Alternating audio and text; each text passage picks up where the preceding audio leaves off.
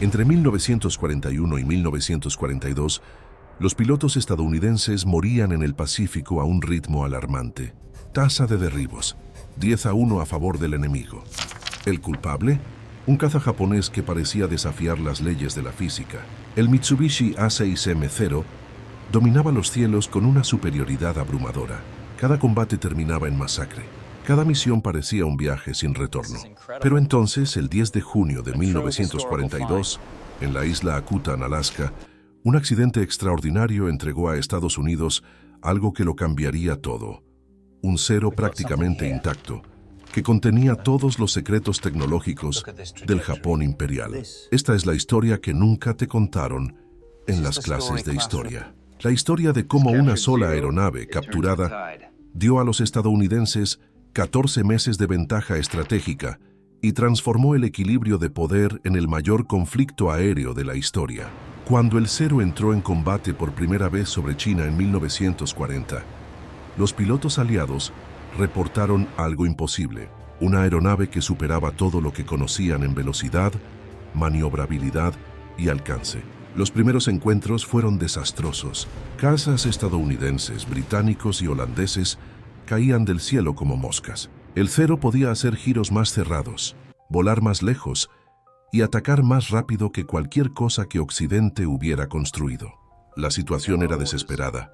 Los pilotos estadounidenses recibían órdenes de enfrentarse a los Zeros, sabiendo que sus posibilidades de supervivencia eran mínimas. El Curtiss P-40 Warhawk, principal caza estadounidense al inicio de la guerra, simplemente no tenía respuesta. En combates aéreos cerrados, el Zero giraba dentro del radio de cualquier adversario.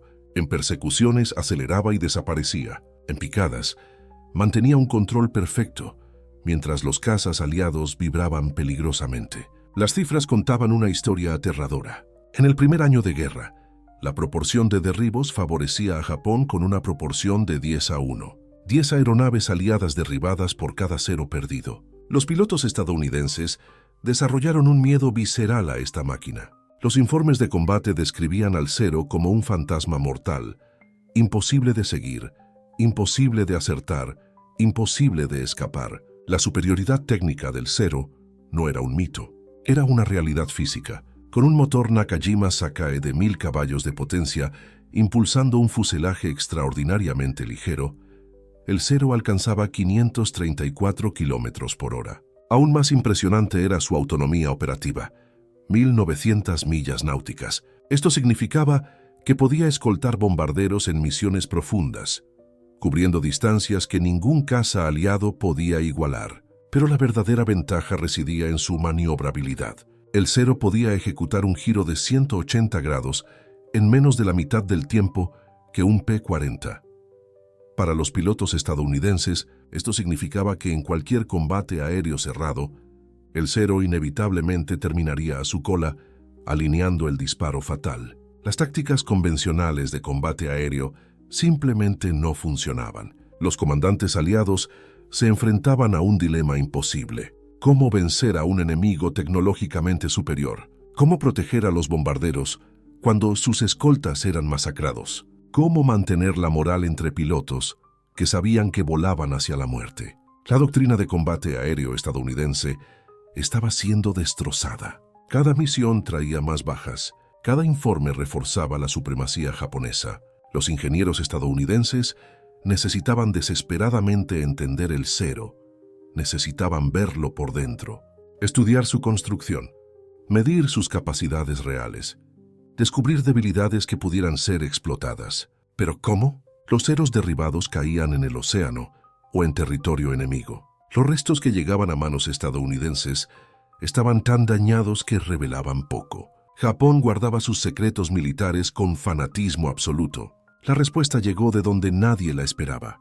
No de un campo de batalla principal, no de una operación de inteligencia elaborada, sino de un accidente insólito en una de las regiones más remotas del planeta. 7 de junio de 1942, 14:37 horas, Isla Akutan, archipiélago de las Aleutianas, Alaska. Un piloto japonés llamado Tadayoshi Koga lideraba una formación de Zeros en un ataque contra la base naval estadounidense en Dutch Harbor. La misión transcurrió según lo planeado. Los Zeros alcanzaron sus objetivos e iniciaron el regreso al portaaviones Ryujo. Pero algo falló en la aeronave de Koga. Durante el ataque, fragmentos de metralla dañaron la línea de combustible de su Zero.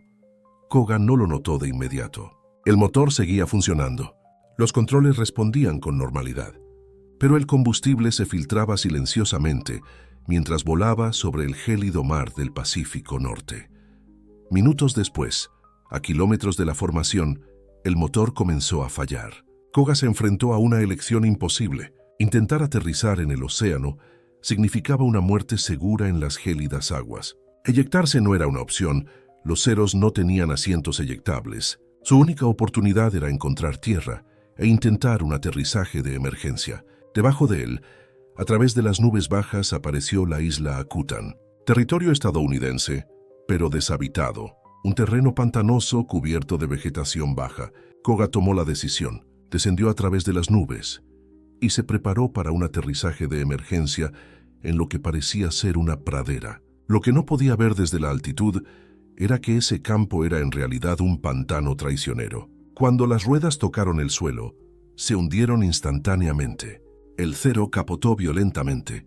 Koga, sin el cinturón de seguridad adecuado para los estándares japoneses de la época, se rompió el cuello en el impacto.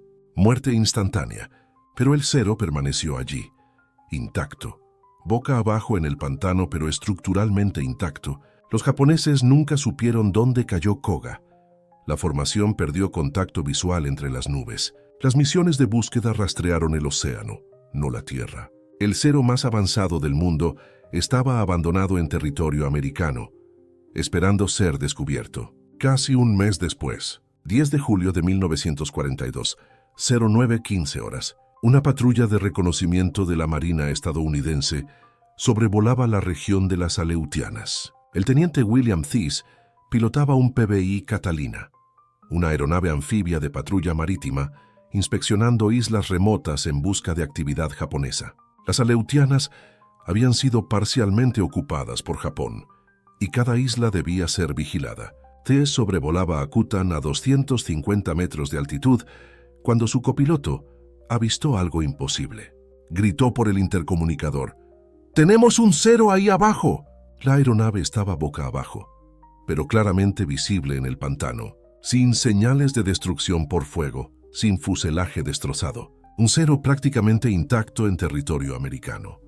Thies sobrevoló la posición repetidamente, confirmando con binoculares. No había duda. Aquello era un premio de guerra extraordinario. Inmediatamente transmitió las coordenadas al comando naval en Dutch Harbor. Lo que sucedió en las próximas horas demostró lo desesperadamente que los estadounidenses necesitaban ese avión. El cuartel general naval movilizó recursos a una velocidad récord. Un pelotón de infantes de marina fue enviado a Akutan en un barco patrulla. Los ingenieros de aviación recibieron órdenes de preparar el equipo de recuperación. Los comandantes locales elevaron la prioridad de la operación al nivel máximo. Todos entendían el significado de aquel descubrimiento. Llegar al Zero era solo el primer desafío. Akutan no tenía un fondeadero adecuado. El equipo de recuperación desembarcó en playas rocosas y marchó a través de terreno hostil. Julio en las Aleutianas trae un frío penetrante, viento constante y visibilidad irregular. El Zero estaba a kilómetros de la costa, en terreno pantanoso imposible para vehículos. Cuando finalmente alcanzaron la aeronave, la escena confirmó lo que parecía demasiado bueno para ser verdad. El Zero estaba sorprendentemente preservado, volcado, con la nariz enterrada en el barro, pero la estructura estaba intacta. Las alas intactas, el fuselaje sin agujeros, el motor aparentemente funcional, el panel de instrumentos completo. Era como si el avión estuviera esperando ser estudiado. El líder del equipo de recuperación, el teniente Robert Kirmse, ingeniero de aviación de la Marina, inspeccionó cada centímetro. Sus informes reflejaban admiración técnica, construcción sorprendentemente ligera, controles extremadamente simples, diseño enfocado en el rendimiento puro. Pero Kirmse también notó algo crítico.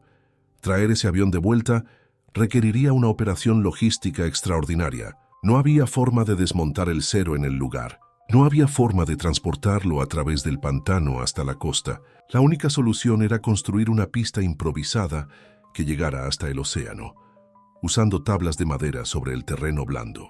Los trabajadores navales pasaron días cortando árboles, preparando troncos y construyendo literalmente una carretera portátil a través de kilómetros de pantano. Mientras tanto, los ingenieros trabajaron para volver a poner el Cero sobre sus ruedas. Usando gatos improvisados, cables de acero y fuerza bruta, el equipo levantó gradualmente el fuselaje. Era un trabajo peligroso. Si la estructura se rompía, se perderían meses de oportunidad.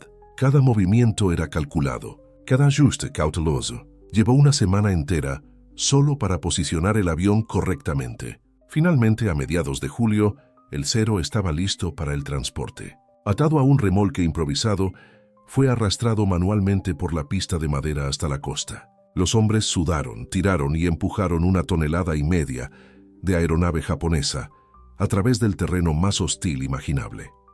El oficial que supervisó la operación, el comandante James Russell, lo describió como el esfuerzo de recuperación más extraordinario que jamás haya presenciado.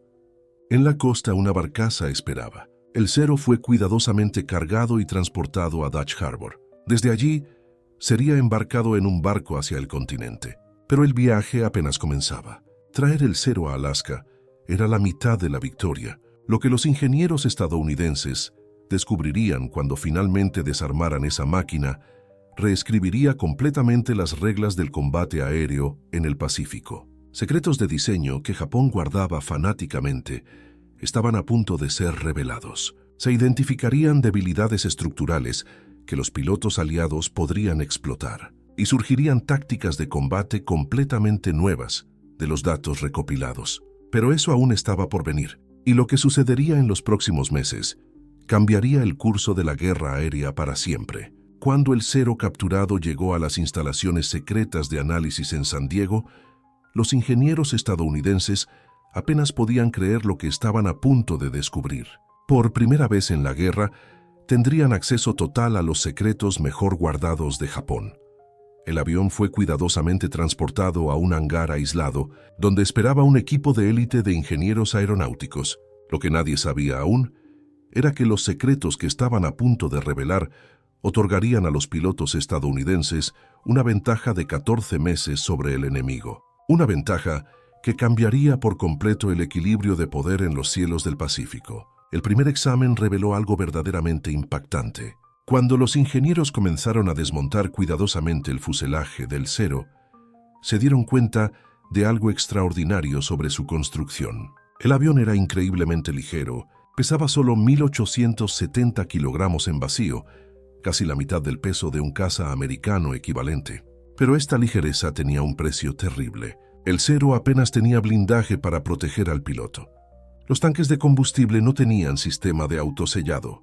Una sola bala incendiaria en sus tanques y el avión se convertía en una bola de fuego. Los ingenieros americanos quedaron atónitos. Habían descubierto el secreto de la agilidad mortal del Cero, pero también su debilidad fatal. El comandante Eddie Sanders, ingeniero jefe del equipo de análisis, escribió en su informe oficial: los japoneses crearon una máquina de combate aéreo basada en un principio filosófico completamente diferente al nuestro. Sacrificaron toda protección en nombre del rendimiento puro. Es brillante y suicida al mismo tiempo. Esta revelación lo cambió todo. Los americanos finalmente entendieron por qué los Ceros eran tan ágiles, pero también por qué, cuando recibían impactos, rara vez sobrevivían. El secreto de la supremacía del Cero era también la clave para su destrucción. Pero la verdadera revolución apenas comenzaba. Cuando el piloto de pruebas Bill Hendrickson subió a la cabina del Cero por primera vez, tenía una misión clara: descubrir exactamente cómo se comportaba aquella máquina a diferentes velocidades y altitudes, probar sus límites, encontrar sus puntos débiles. Durante 3 semanas, Hendrickson voló el Cero en todos los escenarios posibles: vuelos rasantes, picados verticales, giros cerrados, combates simulados contra cazas americanos, y lo que descubrió fue verdaderamente revolucionario. El Cero era imbatible en combates a baja velocidad, especialmente por debajo de los 300 kilómetros por hora. Su tasa de giro era simplemente imposible de igualar. Ningún caza americano podía girar con él en esas condiciones, pero por encima de los 400 kilómetros por hora, el Zero se convertía en una aeronave completamente diferente. Los controles se volvían extremadamente pesados, la capacidad de maniobra se desplomaba, y en picados de alta velocidad, el avión se volvía peligrosamente inestable. Los alerones se atascaban, el fuselaje vibraba violentamente, era casi imposible de controlar. Hendrickson también probó el techo de servicio. El Zero era excepcional en altitudes bajas y medias, hasta unos 6.000 metros. Su ascenso era impresionante, su rendimiento impecable, pero por encima de los 8.000 metros, el motor perdía potencia rápidamente. El avión se volvía lento, pesado, vulnerable. Los cazas americanos, especialmente el P-38 Lightning, mantenían un rendimiento superior a esas altitudes. Con cada prueba, la envolvente de rendimiento del Zero se hacía más clara, y con ella, una estrategia de combate comenzaba a emerger. El informe de Hendrickson fue directo al grano. Los pilotos americanos pueden vencer al Zero cada vez que sigan estos procedimientos exactos. Nunca intenten girar con él a baja velocidad. Siempre mantengan la velocidad por encima de los 400 kilómetros por hora. Usen picados de alta velocidad para atacar y huir. Luchen en altitudes elevadas siempre que sea posible. Si siguen estas reglas, el Zero pierde todas sus ventajas. Lo que a los pilotos japoneses les había llevado años dominar, los americanos ahora lo sabían en cuestión de días. Pero había más, mucho más.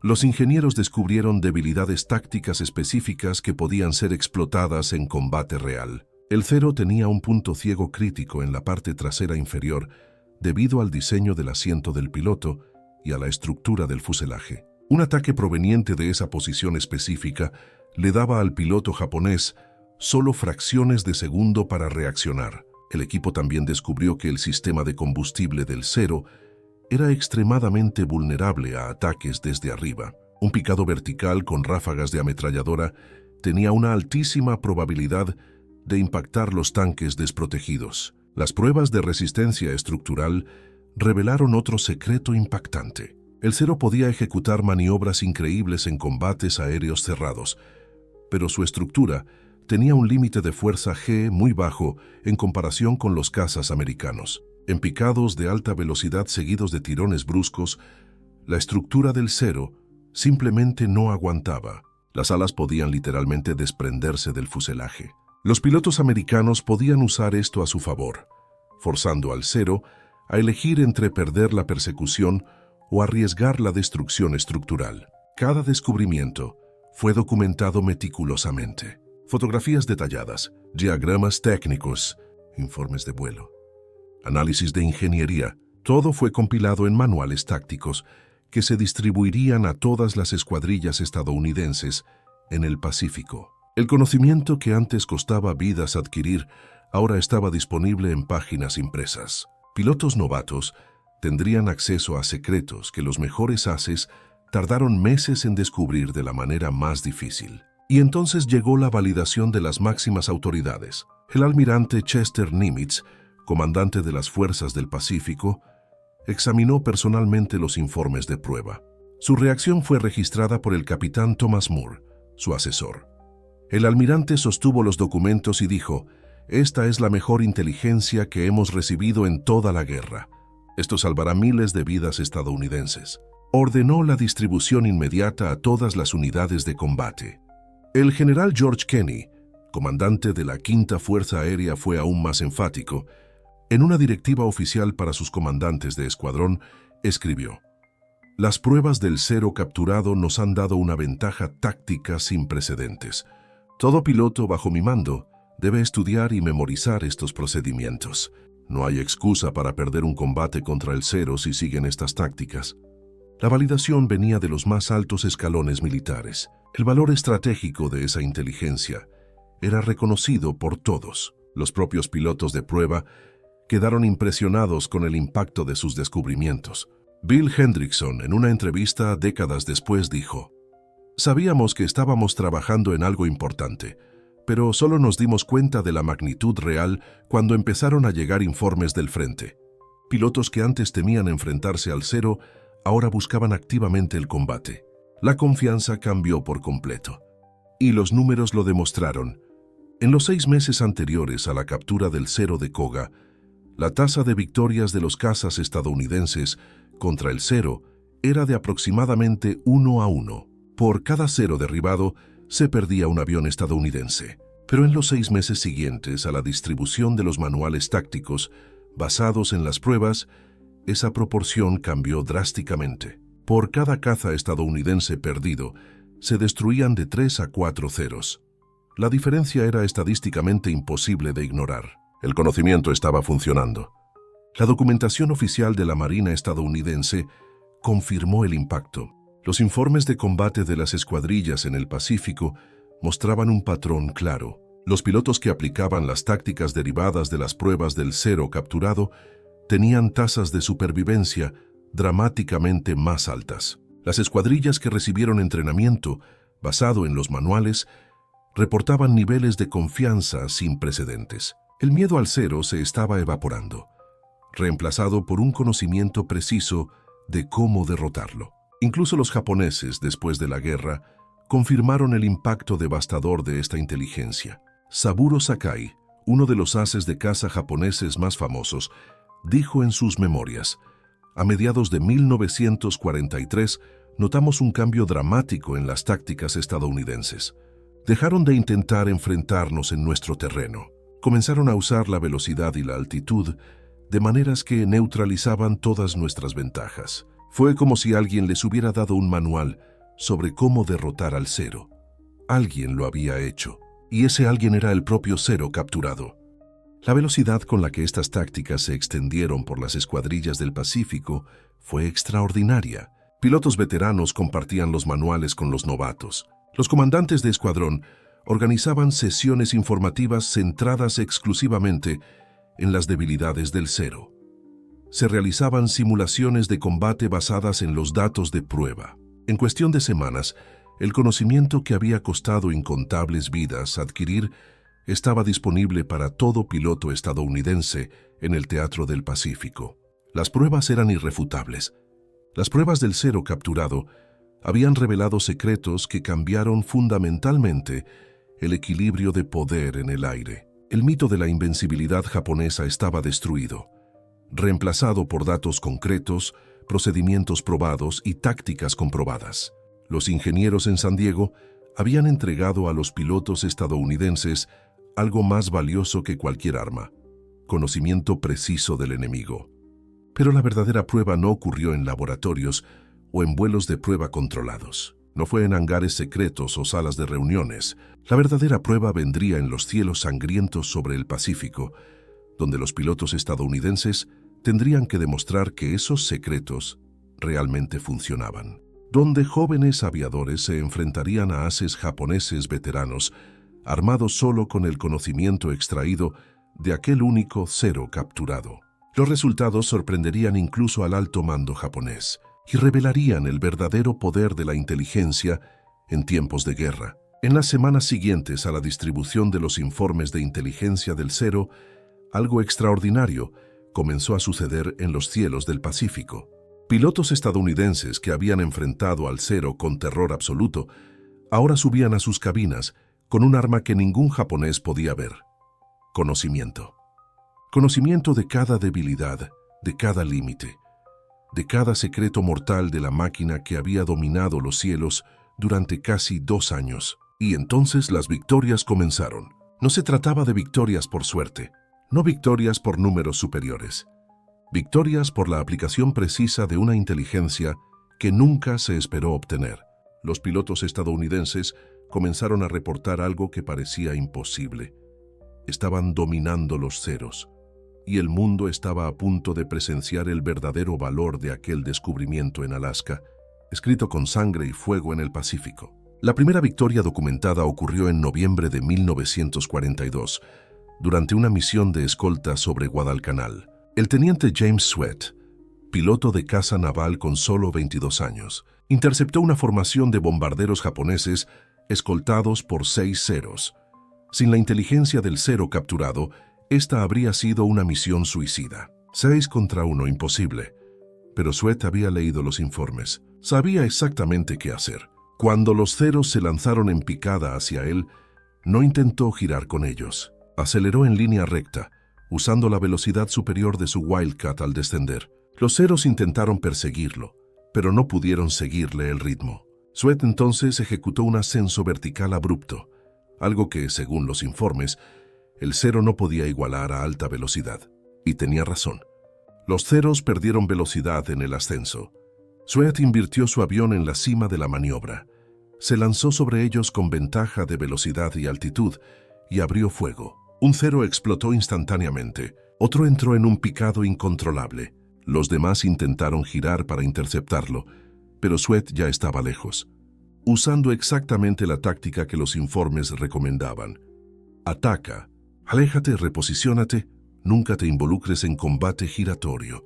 En 15 minutos de combate, derribó 4 ceros y sobrevivió sin un solo agujero de bala en su avión. Por primera vez en la Guerra del Pacífico, los pilotos estadounidenses no solo estaban sobreviviendo, estaban dominando. Y los números lo demostraban rotundamente. Antes de la captura del cero en Alaska, la tasa de mortalidad de los pilotos estadounidenses contra los ceros estaba en niveles catastróficos. Por cada cero derribado, 3 aviones estadounidenses caían, 3 pilotos morían, 3 familias recibían telegramas. La supremacía aérea japonesa parecía inquebrantable, pero después de la distribución de la inteligencia del cero capturado, esa realidad se invirtió completamente. En diciembre de 1942, solo 3 meses después de las pruebas en San Diego, la tasa de victorias se había transformado. Ahora eran los estadounidenses quienes derribaban 3 ceros por cada avión perdido. Una inversión total. Las pérdidas estadounidenses se desplomaron en un 60%. Esto significó un 60% de vidas salvadas, un 60% de telegramas no enviados. Y los estrategas militares comenzaron a percibir algo extraordinario. La supremacía aérea en el Pacífico estaba cambiando. Y estaba cambiando rápido. El almirante Chester Nimitz, comandante de las fuerzas del Pacífico, recibió los informes de combate con una mezcla de alivio e incredulidad. En un memorando confidencial de enero de 1943, escribió: «Las tasas de victoria contra cazas enemigos mejoraron inexplicablemente para observadores externos. Internamente sabemos la razón. La inteligencia del cero capturado demostró ser más valiosa que 10 portaaviones. 10 portaaviones, cada uno costando cientos de millones de dólares y años de construcción. Y un solo avión capturado en Alaska había generado más valor estratégico que todos ellos juntos. Pero el impacto iba más allá de los números. Las tácticas desarrolladas a partir de la inteligencia del cero se propagaron como la pólvora por todas las escuadrillas estadounidenses en el Pacífico. Nuevos pilotos llegaban al teatro de operaciones ya sabiendo exactamente cómo combatir a los ceros. Los manuales de entrenamiento fueron reescritos. Las simulaciones de combate fueron rediseñadas. Toda la doctrina de combate aéreo fue transformada. Y todo esto sucedió 14 meses antes de lo previsto. 14 meses de ventaja estratégica que cambiaron el curso de la guerra en el Pacífico. Porque mientras los japoneses aún confiaban en que sus ceros eran invencibles, los estadounidenses ya sabían exactamente cómo destruirlos. Cada piloto estadounidense ahora volaba con una ventaja invisible pero absoluta. La supremacía aérea comenzó a cambiar de manos, y con ella el destino de la guerra. Pero entre todos los pilotos que se beneficiaron de esta inteligencia, algunos se convertirían en leyendas vivas, héroes cuyas hazañas demostraron el verdadero poder del conocimiento transformado en acción. Uno de ellos era el mayor Gregory Boyington, conocido como Papi Boyington, comandante del legendario escuadrón UMF-214, los Black Sheep. Con 30 años, demasiado viejo para los estándares de piloto de caza, Boyington era considerado incontrolable para la Marina, pero también era uno de los pilotos con un talento natural excepcional en la guerra, y cuando recibió los informes sobre el cero capturado, vio en ellos algo que otros no percibieron. No solo tácticas defensivas, sino oportunidades ofensivas. En enero de 1943, sobre las Islas Salomón, Boyington lideró su escuadrón en una de las misiones más audaces de la guerra en el Pacífico. La inteligencia estadounidense había identificado una gran formación japonesa acercándose. 20 bombarderos escoltados por 30 Zeros, 50 aviones enemigos. El escuadrón de Boyington tenía 12 cazas, 4 contra 1. Imposible. Pero Boyington había memorizado cada debilidad del Zero.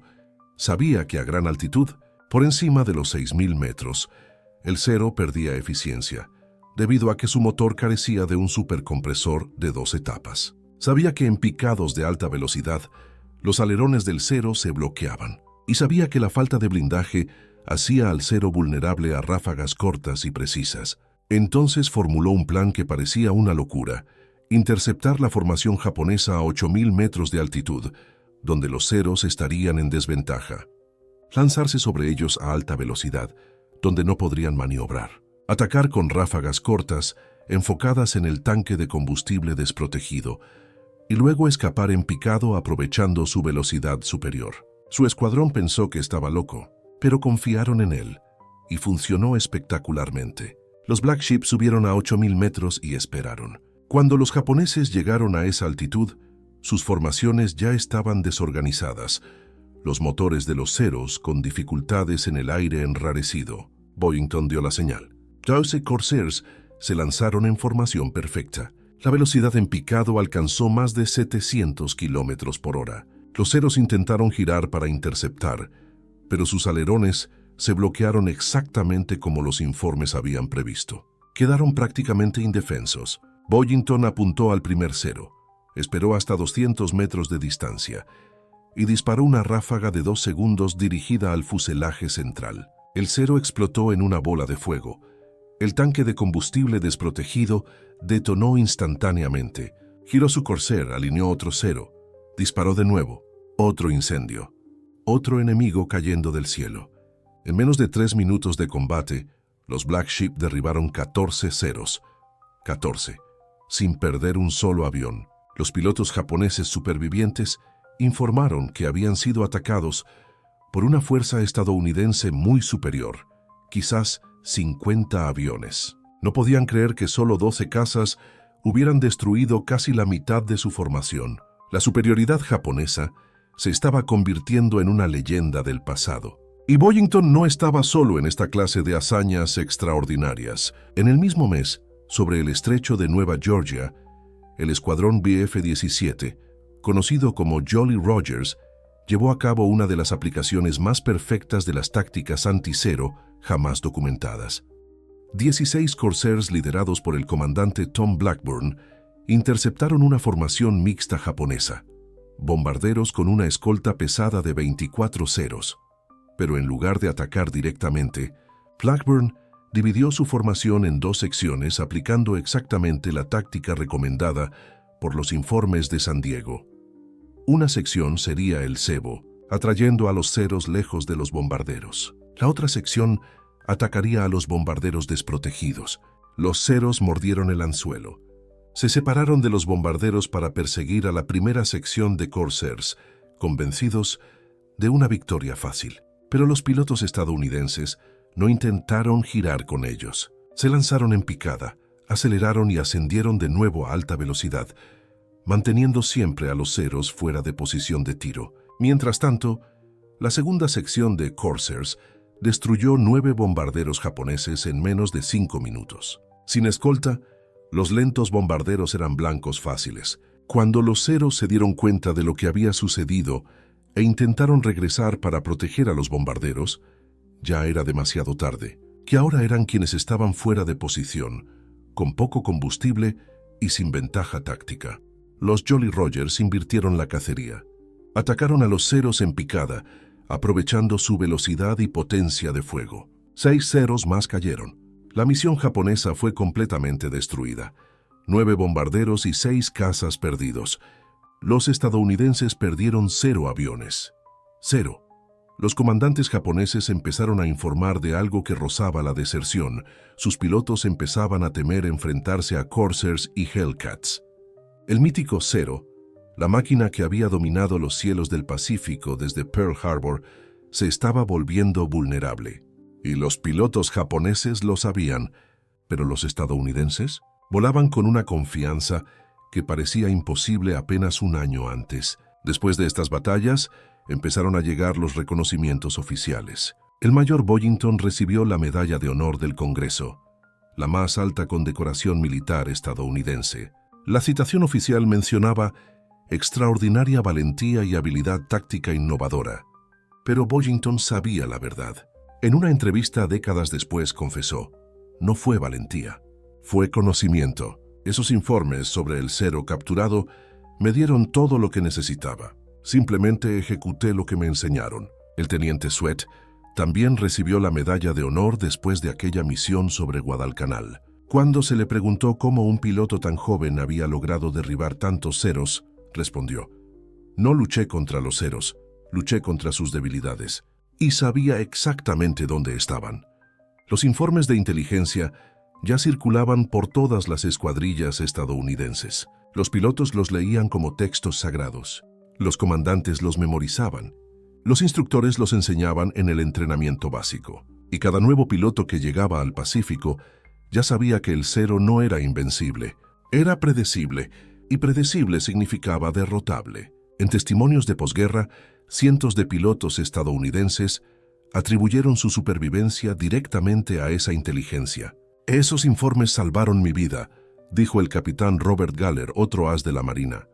Sabía exactamente qué esperar, exactamente qué evitar, exactamente cómo vencer. Sin ellos, habría muerto en la primera semana, y los números lo confirmaban absolutamente. Entre noviembre de 1942 y el final de la guerra, más de 3.000 pilotos estadounidenses volaron misiones de combate contra Zeros en el Pacífico. La tasa de supervivencia de esos pilotos fue casi un 40%, superior a la de los pilotos que se habían enfrentado a Zeros antes de la captura del avión en Alaska. 40%. Cientos de vidas salvadas, cientos de hombres que regresaron a casa.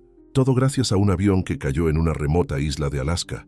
Pero el legado de este descubrimiento iba mucho más allá de los combates individuales. Estratégicamente, la captura y análisis del Zero representó un punto de inflexión decisivo en la Guerra del Pacífico. Cuando los historiadores militares analizan la cronología de la supremacía aérea en el teatro del Pacífico, identifican un momento específico de cambio: finales de 1942.